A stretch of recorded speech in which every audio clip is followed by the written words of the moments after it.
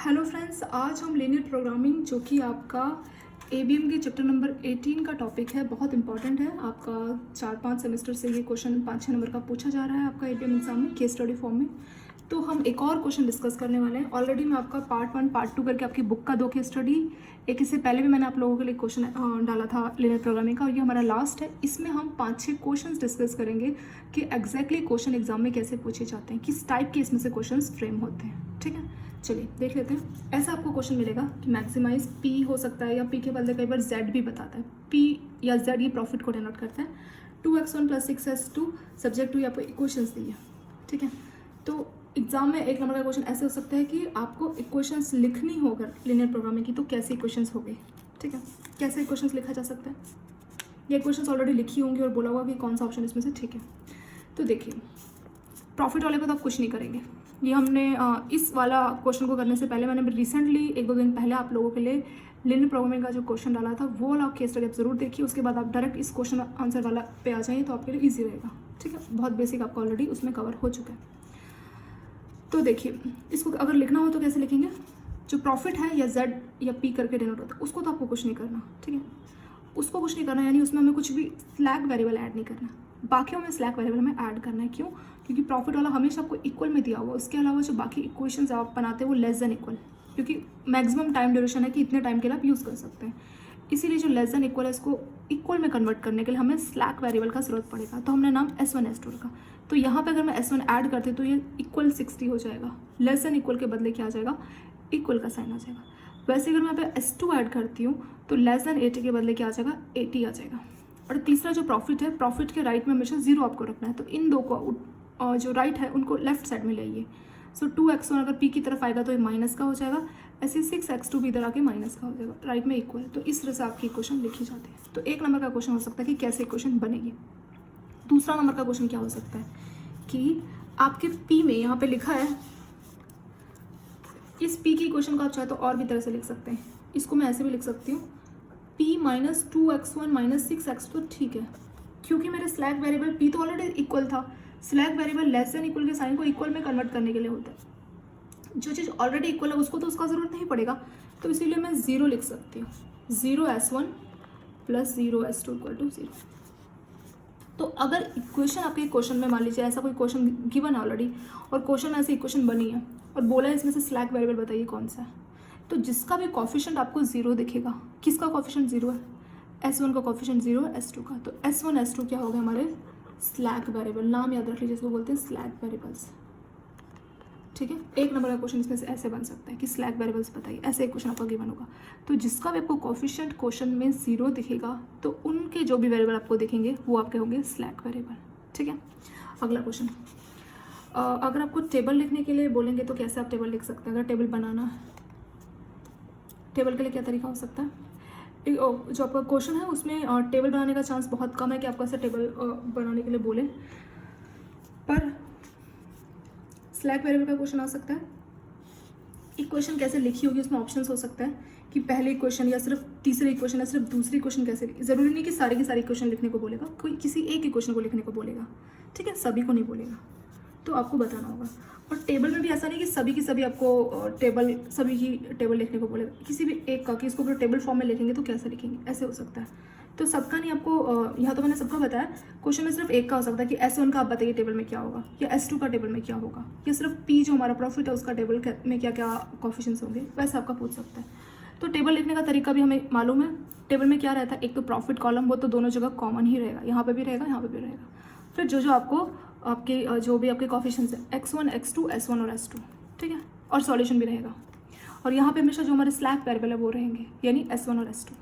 ठीक है, ये सब हम ऑलरेडी इससे पहले का केस स्टडी में देख चुके हैं कि क्या क्या चीज़ें रहती है। अब P का कॉफिशेंट बताइए क्या है। P वाली टेबल है, P वाली रो है, तो P का कॉफिशेंट। S1 तो कौन सी रो में S1 ऐड किया था, इसमें, तो इस वाले का टेबल। S2 तो कहाँ पे S2 ऐड किया था, ये दूसरे वाला, इसका टेबल। ठीक है, इस तरह से। तो P वाले का टेबल देखेंगे, P में P का कॉफिशेंट क्या है, 1, x1 का -2, x2 का -6, S1 S2 कुछ नहीं था तो 0 0, सॉल्यूशन भी कुछ नहीं था तो 0। तो P का टेबल लिख लिया। ऐसे करके आपका 1 नंबर का हो सकता है। S1 का टेबल लिखने को बोल सकता है कि स्लैंग वेरिएबल फर्स्ट का आप टेबल लिखिए, तो उसमें क्या क्या हो सकता है। तो S1 में क्या क्या है, P का क्या वैल्यू है, P यहाँ पे है नहीं है ना, तो 0 होगा।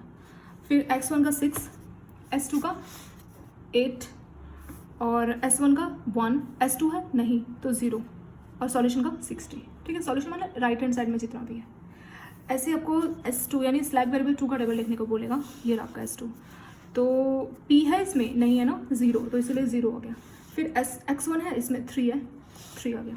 x2 4 आ गया।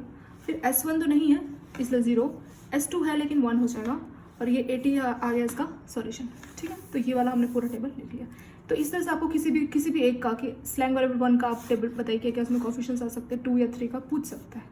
चलिए अगला question, which column is pivot column in above table. तो आपकी टेबल बन गई, या कई बार ये टेबल खुद से आपसे बनवाने को बोलेगा कि उसका एंट्री बताइए, या कई बार एग्जाम में डायरेक्ट टेबल भी गिवन होगा और फिर आपसे पूछ लेगा कि टेबल नहीं भी गिवन है, सिर्फ आपको इतनी इक्वेशन है, तो इस इक्वेशन के सहारे, इतनी डेटा के सहारे आपको खुद से अपनी टेबल बनानी पड़ेगी।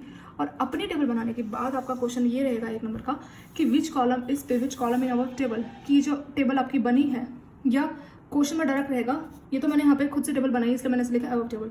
इन अबव क्वेश्चन होगा कि इसमें कौन सा कॉलम आपका पिवट कॉलम है। ठीक है, फर्स्ट जो आपने स्टैक किया था उसमें कौन सा, ये जो टेबल है इसमें कौन सा कॉलम पिवट कॉलम है। तो पिवट कॉलम कौन सा होता है, जो सबसे बड़ा नेगेटिव नंबर होता है। ये आपको खुद से याद रखना पड़ेगा कि सबसे बड़ा जो लार्जेस्ट नंबर हो और नेगेटिव हो उसको बोलते हैं pivot column. Pivot row smallest, वो अभी हम देख लेंगे, उसका सॉल्यूशन है प्रॉपर। पिवट कॉलम देखते हैं पहले। तो Z ये आपका प्रॉफिट है, उसमें सबसे बड़ा नेगेटिव नंबर कौन सा है, तो प्रॉफिट वाला ये है। सबसे बड़ा नंबर देखिए कौन सा है, तो 1 2 6 और 0 0, तो सबसे बड़ा नंबर 6 है। ठीक है, नेगेटिव भी होना चाहिए, येस -6 है। ठीक है, तो ये जो x2 है ये हो गया हमारा column 3, first second third column यानी x2। सो x2 हो गया मोस्ट नेगेटिव कोएफिशिएंट यानी -6। इसी वजह से x2 क्या हो गया हमारा पिवट कॉलम हो गया। ठीक है, 1 नंबर का आपका ऐसा होगा। नेक्स्ट अगले नंबर का होगा which row is pivot row in above table. तो पिवट रो बताइए। पिवट रो जानने के लिए आपको पिवट कॉलम मालूम होना चाहिए। बिना पिवट कॉलम के आप पिवट रो नहीं मालूम कर सकते। तो अब पिवट रो हमें जानना है। ठीक है, जैसे स्टेयर्स होती है ना, तो पहली सीढ़ी पिवट कॉलम की है और अगले सीढ़ी, जब तक पहली सीढ़ी में नहीं जाएंगे तो अगले सीढ़ी में नहीं जा सकते ना, तो पिवट कॉलम वाली स्टेयर्स को पार करके ही आप पिवट रो वाली सीढ़ी में जा सकते हैं, जो कि आपकी अगली स्टेयर्स है। ठीक है, तो स्टेयर 1 है पिवट कॉलम और स्टेयर 2 है पिवट रो। तो इस सीढ़ी में चढ़ के ही आप जो रो वाली सीढ़ी में जा सकते हैं, इसीलिए पिवट कॉलम की ज़रूरत पड़ेगी आपको पिवट रो के लिए। और पिवट कॉलम के लिए किसकी ज़रूरत पड़ेगी, उसके लिए हमें Z की ज़रूरत पड़ेगी। ठीक है, Z का सबसे बड़ा जो नेगेटिव नंबर है Z रो, वो हमारा होगा पिवट कॉलम। ठीक है, चलिए अब ये स्टेयर्स में मैंने आपको बताया ना Z, फिर पिवट कॉलम पिवट रो, इसको स्टेयर्स की फॉर्म में याद रखना डायग्राम में, ये आपके काम आएगा। चलिए पिवट कॉलम मालूम हो गया x2, तो पिवट कॉलम को लिख लीजिए। x2 कॉलम है ना, उसको लिख लीजिए। x2 कॉलम में क्या क्या है, -6 है, 8 है, 4 है। ठीक है, -6 8 और 4 को हमने लिख लिया। साथ साथ आपको आंसर चाहिए, यानी पिवट रो बताना है, तो उसके लिए आपको सॉल्यूशन की भी जरूरत पड़ेगी। यानी पिवट रो के लिए आपको पिवट कॉलम के साथ साथ सॉल्यूशन की भी जरूरत पड़ेगी। तो सॉल्यूशन वाले में क्या है, सॉल्यूशन यानी जो राइट हैंड साइड था 0 60 और 80, 0 60 और 80। अगला काम क्या करना है, पिवट रो निकालना थोड़ा सा टाइम कंज्यूमिंग रहेगा compare to pivot column. Pivot column में तो बस देखना है सबसे बड़ा नेगेटिव नंबर, और जहाँ पे वो आपको वैल्यू दिखेगी ऊपर, वो आपका हो गया पिवट कॉलम। पिवट रो में थोड़ा सा आपको पिवट कॉलम की वैल्यू लिखनी पड़ेगी, फिर सॉल्यूशन लिखना पड़ेगा। ठीक है, तो 0 को अगर आप -6 से डिवाइड करोगे तो वो आपका क्या इन्फिनिटी आएगा, तो इन्फिनिटी हमारे किसी काम का नहीं है। 60 को आपको 8 से डिवाइड करना पड़ेगा, और ये जो 80 है उसको 4 से डिवाइड करना पड़ेगा। उनके जो कॉरस्पॉन्डेंट में, सॉल्यूशन के कॉरस्पॉन्डेंट में जो भी पिवट कॉलम का वैल्यू है उनको आपस में डिवाइड करना होगा, यानी सॉल्यूशन डिवाइड बाय x2। सो 60 को मैं अगर 8 से डिवाइड करूँगी तो कितना आएगा 7.5। 80 को मैं 4 से डिवाइड करूँगी तो कितना आएगा 20। तो पिवट रो के लिए क्या करना पड़ता है, जैसे पिवट कॉलम के लिए सबसे बड़ा largest negative number, pivot row के लिए स्मॉलेस्ट पॉजिटिव नंबर। ठीक है, दोनों का डेफिनेशन बिल्कुल अपोजिट है। पिवट कॉलम का डेफिनेशन क्या है, इसको मैं यहाँ पे लिखूंगी आप लोगों के लिए, इजी रहेगा।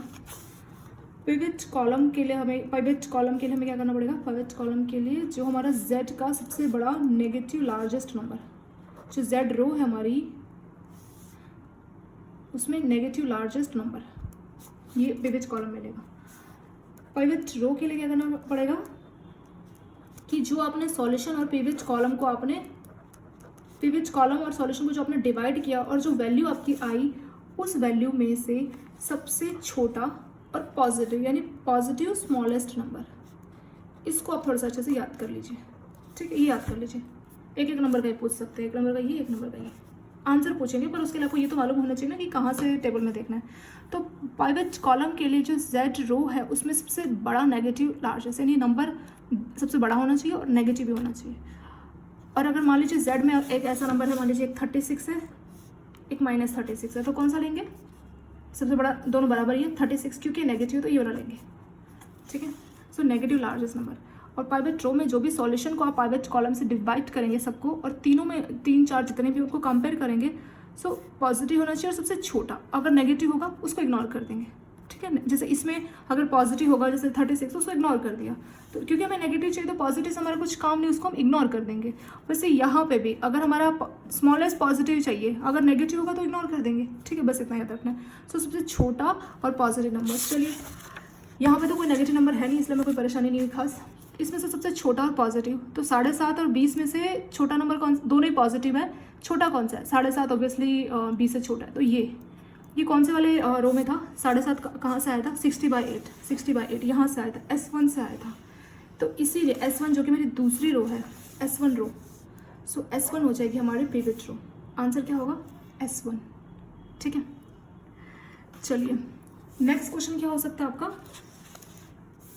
नेक्स्ट क्वेश्चन हो सकता है कि स्लैंग वेरिएबल्स कौन से हैं, ठीक है। इसमें स्लैंग वेरिएबल कौन से हैं? स्लैंग वेरिएबल हमारे S1 S2 है। आपकी इक्वेशन ऐसे बना के पूछ सकता था कि स्लैंग वेरिएबल बताइए कौन कौन से। तो मैंने आपको जो आपके SLAC के स्लैग है आपके जो स्लैग वेरिएबल है SLAC के, आपके जो स्लैग वेरिएबल है, स्लैग वेरिएबल कौन से होते हैं? जिनका कोफिशिएंट 0 होता है। ये आपको याद रखना पड़ेगा। इसको भी आपके लिए यहाँ पे लिखती हूँ ताकि आप इसको फोटो लेके इसको याद रखें, ठीक है। तो स्लैग वेरिएबल कौन से होते हैं? स्लैग वेरिएबल हमारे जो हमारी z की जो इक्वेशन होती है, z की जो इक्वेशन है उसमें जिसका 0 कोफिशिएंट रहेगा वो होंगे हमारे स्लैग वेरिएबल, ठीक है। तो z की जो इक्वेशन है हमारी उसमें जिसका 0 कोफिशिएंट रहेगा वो होगा हमारा स्लैग वेरिएबल। तो z की इक्वेशन में किसका 0 कोफिशिएंट है? इसका है। या आपको एक और भी बात याद रखनी पड़ेगी। कई बार मान लीजिए z के उसमें नहीं दिया हुआ, z के उसमें नहीं दिया, मतलब ये दिया ही नहीं है, 0S1 0S2 नहीं लिखा, सिर्फ इतना ही लिखा। अब आपको पता करना है कि कौन सा स्लैग वेरिएबल। तो आप कैसे पता करेंगे? वो वेरिएबल्स जो कि z में नहीं आए हैं। तो z में x1 x2 तो आए हैं, x1 x2 के अलावा क्या बच गया? देखिए जो बाकी इक्वेशन में है पर z में नहीं है। हाँ, इसका एक और भी तरीका है। ज़रूरी नहीं हमेशा आपको 0 क्वेश्चन में दिया होगा, पर हाँ स्लैग वेरिएबल पूछते ज़रूर है। ये pivot row, pivot column, slag, ये तो पूछते ही पूछते हैं, पर ये डेफिनेशन हमें खुद से याद रख के जाना पड़ेगा, ठीक है। आप क्या करेंगे? स्लैग वेरिएबल एक तो z में या तो 0 कोफिशिएंट, या वो कोफिशिएंट्स जो बाकी 2 या 3 इक्वेशन जितनी भी उसमें तो दिए हैं पर z में जिसके बारे में कोई जिक्र नहीं किया, ठीक है, वो भी होते हैं हमारे स्लैग वेरिएबल। जैसे मैं आपको एक एग्जांपल से बताती हूँ, सिंपल सा एग्जांपल, ऐसे भी आपको पूछ सकते हैं। मान लीजिए कि इक्वेशन ऐसी है x1 + 2x2 ≤ 4। जिस एग्जांपल में हम समझ रहे हैं कि स्लैग के लिए कैसे क्वेश्चन बन सकता है, और खुद से ही कुछ मान लेते हैं। मान लीजिए 2x1 + 4x2 + a ≤ 6। एक तीसरा इक्वेशन मान लीजिए और है 4x1 + 6x2 + b ≤ 8। ये 3 इक्वेशन है, ठीक है। फिर z की इक्वेशन है z = 2x1 + 3x2। चलिए सिर्फ इतना सा क्वेश्चन है, और इतने से क्वेश्चन के बाद आपका पूछते हैं कि बताइए इसमें से स्लैग वेरिएबल कौन सा है। और ये क्वेश्चन कितना? 1 नंबर का है। होता है क्वेश्चन, मुझे मालूम है, ऐसे पूछते हैं। सिर्फ इसमें से आप कैसे पता करेंगे कि स्लैग वेरिएबल कौन सा है? तो z हमारा प्रॉफिट वाला हो रहता है, z या तो प्रॉफिट रहेगा या आपका वैसे रहेगा p ऐसे करके रहेगा, पर सबसे अच्छा निशानी उसमें इक्वल तो रहेगा, बाकी में लेस देन इक्वल ऐसे दिया होगा। तो देखिए स्लैग वेरिएबल कैसा रहेगा, आंसर बताना। तो वो वेरिएबल जो कि z में नहीं दिए पर बाकी जगह पे दिए। तो देखिए यहाँ पर टोटल वेरिएबल है कितने, पर वो z में नहीं दिए होंगे, ठीक है, वो हो गया हमारा स्लैग वेरिएबल। तो देखिए x1 x2 तो यहाँ पे भी और यहाँ पे भी है, सिर्फ a और b ऐसे हैं। देखिए a और b क्या है, जो बाकी जगह पे दिए हैं लेकिन z में जिसके बारे में बात भी नहीं की, उसको बोलते हैं स्लैग वेरिएबल, ठीक है। तो इसका आंसर आ जाएगा a और b।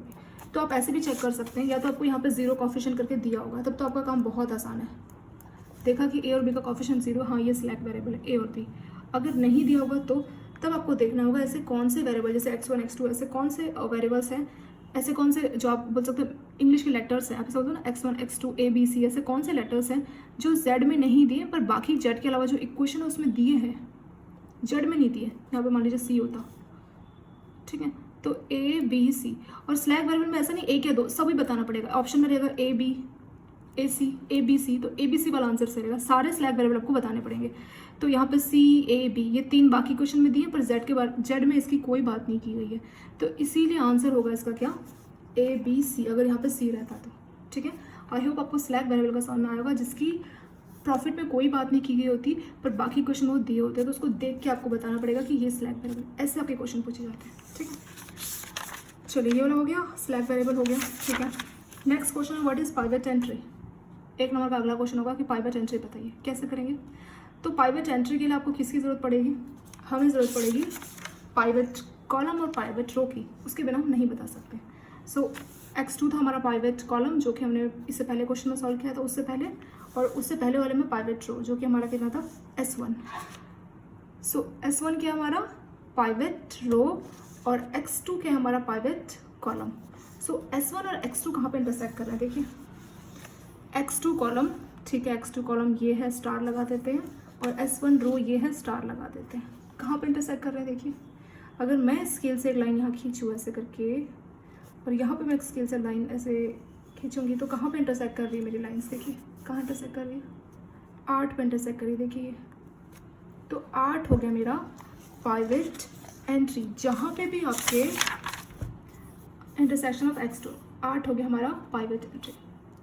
सो पाइवट एंट्री, जैसा आपने इनका डेफिनेशन लिखा है ना, यहाँ पे स्लैक वेरिएबल का भी लिखा है, तो लास्ट में आपको पाइवट एंट्री का भी बता देती हूँ, कहाँ इसका क्या डेफिनेशन है। सो पाइवट एंट्री का डेफिनेशन हो गया, जहाँ पे भी आपके पाइवट कॉलम और पाइवट रो इंटरसेक्ट करेंगे, क्या करेंगे, इंटरसेक्ट करेंगे, तो वो क्या होगा, वो नंबर क्या होगा हमारा, पाइवट एंट्री होगा, ठीक है। Pivot column and pivot row जहाँ पे भी इंटरसेक्ट करेंगे उसको क्या बोलेंगे, पाइवट एंट्री होगा। तो आपका आंसर क्या आ गया, 8 पे इंटरसेक्ट कर रहे हैं, तो 8 आपका हो गया पाइवट एंट्री। इसी तरह के केस में क्वेश्चंस होते हैं, और कई बार ऐसे भी हो सकता है कि एंट्रिंग वेरिएबल बताइए, लिविंग वेरिएबल बताइए, तो जो पाइवट कॉलम है उसको एंट्रिंग वेरिएबल भी बोलते हैं, ठीक है। जो आपका पाइवट कॉलम है उसको हम एंट्रिंग वेरिएबल बोलते हैं, क्यों, क्योंकि जो पाइवट कॉलम है, जैसे जो x2 है, ये अगली वाली क्वेश्चन में ये जो x2 है वो पाइवट रो यानी S1 की जगह लेगा, तो अगली जो क्वेश्चन बनेगी तो वहाँ पे ये सब ऐसे रहेंगे, ये सब ऐसे रहेंगे, लेकिन जो S1 है S1 चला जाएगा, S1 चला जाएगा, S1 के बदले में क्या लिखना पड़ेगा, x2, ठीक है, x2 लिखना पड़ेगा, इसीलिए ऐसे रहता है, ठीक है। तो अगला नाम आपको याद रखना पड़ेगा कि एंट्रिंग और लिविंग वेरिएबल क्या होते हैं, ये और लिख लेते हैं लास्ट। एंट्रिंग वेरिएबल कौन सा होगा, एंट्रिंग वेरिएबल हमारे जो पाइवट कॉलम है उसको बोलेंगे, पाइवट कॉलम का दूसरा नाम बोल सकते हैं, उसको बोलेंगे एंट्रिंग वेरिएबल। क्यों, क्योंकि जो पाइवट कॉलम है वो जो हमारा पाइवट रो है, अगली वाली जो हम टेबल बनाएंगे तो उसमें पाइवट रो जो नंबर था यानी S1 अगली बार S1 नहीं रहेगा, S1 अगली बार रहेगा x2, और इसका ये सब सेम रहेगा, इसको कुछ नहीं छेड़ना, इसको नहीं छेड़ना, जो पाइवट रो है उसका नाम चेंज हो जाएगा, S1 के बदले x2 हो जाएगा अगले क्वेश्चन में, ठीक है। इसीलिए पाइवट कॉलम को बोलते हैं एंट्रिंग वेरिएबल। एक लास्ट क्वेश्चन अगर आ जाए कि लिविंग वेरिएबल कौन सा होगा, और पाइवट कॉलम कैसे निकालते हैं वो तो हमने अभी देखा था ना, पाइवट कॉलम कैसे निकाला हमने, जो सबसे बड़ा नेगेटिव नंबर है वो सब मैंने आपको बताया, पाइवट कॉलम पाइवट रो कैसे निकालते हैं। तो अगर एक अगला क्वेश्चन होगा कि लिविंग वेरिएबल बताइए, लिविंग वेरिएबल, सो जो हमारा पाइवट रो होगा उसको हम क्या बोलेंगे, लिविंग वेरिएबल बोलेंगे, ठीक है। बस यही आपके कंसेप्ट है, पाइवट एंट्री क्या होता है, पाइवट रो क्या होता है, पाइवट कॉलम क्या होता है, एंट्रिंग वेरिएबल क्या होता है, लिविंग वेरिएबल क्या होता है, स्लैक वेरिएबल्स क्या होते हैं, यही आपकी जो 5-6 चीज़ें उसी के ऊपर आपके क्वेश्चन पूछे जाते हैं, ठीक है।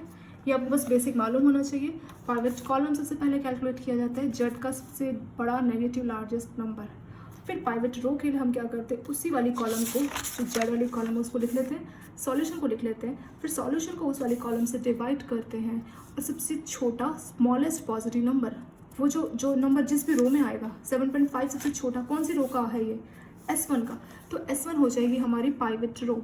अगला क्वेश्चन हो सकता है कि हमें बताइए कि जो पाइवट एंट्री है वो क्या है, तो जहाँ पे भी दोनों के दोनों पाइवट रो और कॉलम इंटरसेक्ट करते हैं उसको बोलते हैं पाइवट एंट्री। जैसे हमारा आंसर 8 है, कैसे क्या था हमने यहाँ पे जहाँ पे भी इंटरसेक्ट है। तो स्केल से अगर आप x2 और s1 में लाइन खींचेंगे तो आपकी जो लाइन है वो 8 पे कट करेगी, तो इसीलिए वो हो गया इंटरसेक्शन पॉइंट।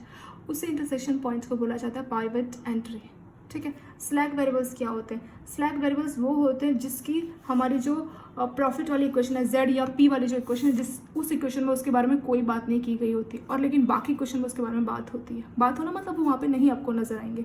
तो x1 x2 है लेकिन s1 s2 यहाँ नहीं नजर आ रहे, तो इसीलिए वो होते हैं हमारे स्लैक वेरिएबल। या एक और तरीका है कि जो हमारी प्रॉफिट वाली इक्वेशन है वहाँ पर 0 उसका कोफिशिएंट रहेगा, ठीक है। ये भी हो गया स्लैक वेरिएबल। और एंटरिंग वेरिएबल पाइवट कॉलम को बोलते हैं, लीविंग वेरिएबल पाइवट रो को बोलते हैं, ठीक है। इसी टाइप के आपके एक नंबर के क्वेश्चन पूछ रहे थे। आई होप आपको समझ में आया होगा कि एग्जाम में लीनियर प्रोग्रामिंग के कैसे क्वेश्चंस बनते हैं, क्योंकि जो मैंने आपको बुक से इतना बड़ा क्वेश्चन कराया था तो बहुत सारे कमेंट्स थे कि क्वेश्चन कैसे फ्रेम होते हैं, तो इसी टाइप से आपके क्वेश्चन फ्रेम होते हैं। आई थिंक आपको आइडिया लग गया होगा किस टाइप के क्वेश्चन इसमें पूछे जाते हैं। चलिए इसको आप खुद से अपना एक बार प्रैक्टिस कर लीजिए, देख लीजिए, और thank you so much for watching this video.